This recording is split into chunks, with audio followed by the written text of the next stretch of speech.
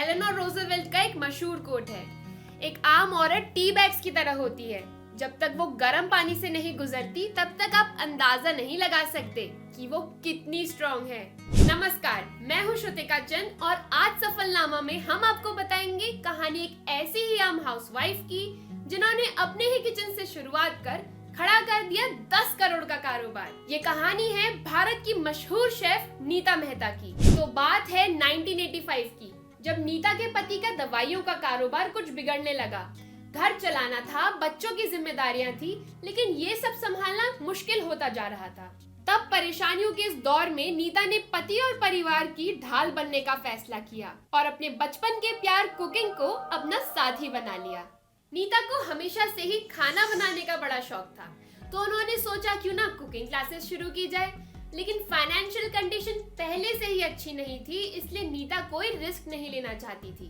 वो पहले इस काम को करीब से समझना चाहती थी, इसीलिए उन्होंने दूसरी कुकिंग क्लासेस जाकर इस काम के बारे में जानकारी इकट्ठा करना शुरू किया। इसी दौरान मार्केट में आए एक नई आइसक्रीम के बारे में उन्हें पता चला, जिसका मार्केट में बड़ा क्रेज था। बस यहीं से नीता को मिला आइडिया और उन्होंने उन्हीं मजेदार आइसक्रीम्स को अपनी कुकिंग क्लास का हिस्सा बना लिया। वो सबसे पहले आइसक्रीम्स को चखती, उनके इंग्रेडिएंट्स को अंदाजा लगाकर खुद उन्हें बनाती और फिर अपनी कुकिंग क्लास में सिखाती। ये आइडिया इतना सफल रहा कि धीरे धीरे उनकी क्लास में लोग बढ़ने लगे और साथ ही डिशेस की डिमांड भी। तब नीता ने अपनी रेसिपीज में कॉन्टिनेंटल, मुगलई, चाइनीज जैसी डिशेस भी ऐड करना शुरू किया। लगभग 8 सालों की मेहनत करने के बाद नीता को कुकिंग बुक पब्लिश करने का आइडिया आया और नीता पूरी शिद्दत से इस काम में लग गई। सब कुछ तैयार था, लेकिन एक नए राइटर की किताब को पब्लिशर्स ना तो पब्लिश करने के लिए तैयार थे और न ही इन्वेस्ट करने के लिए। मगर नीता भी कहाँ रुकने वाली थी। उन्होंने अपने फिक्स डिपॉजिट्स तोड़े और 1993 में स्नैप पब्लिशर्स नाम से खुद का पब्लिशिंग हाउस शुरू कर लॉन्च की अपनी पहली किताब वेजिटेरियन वंडर्स। लेकिन नीता की वो किताब चली नहीं। निराश न होकर उन्होंने अपनी नाकामी से सीख ली और 1994 में फिर एक बार हिम्मत कर पनीर ऑल द वे नाम से अपनी दूसरी किताब पब्लिश की और इस बार उनकी किताब ने धूम मचा दी।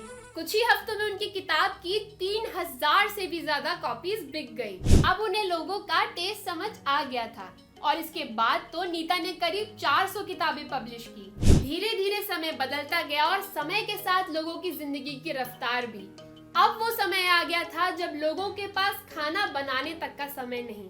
तब नीता ने इसका भी हल ढूंढा और नीता मेहता फूड्स नाम से रेडी टू ईट फूड्स की एक कंपनी शुरू की। आज उनका ब्रांड कई तरह के मसाले, सीजनिंग्स, अचार जैसे 300 प्रोडक्ट्स बनाता है। नीता की कहानी हर वर्ग के लिए एक बड़ी सीख है कि गिरकर संभलना, मुश्किलों से हार मानकर रुकना नहीं, चलते जाना, समय के साथ खुद को बदलना, बस इन्हीं चीजों से बनता है सफलनामा।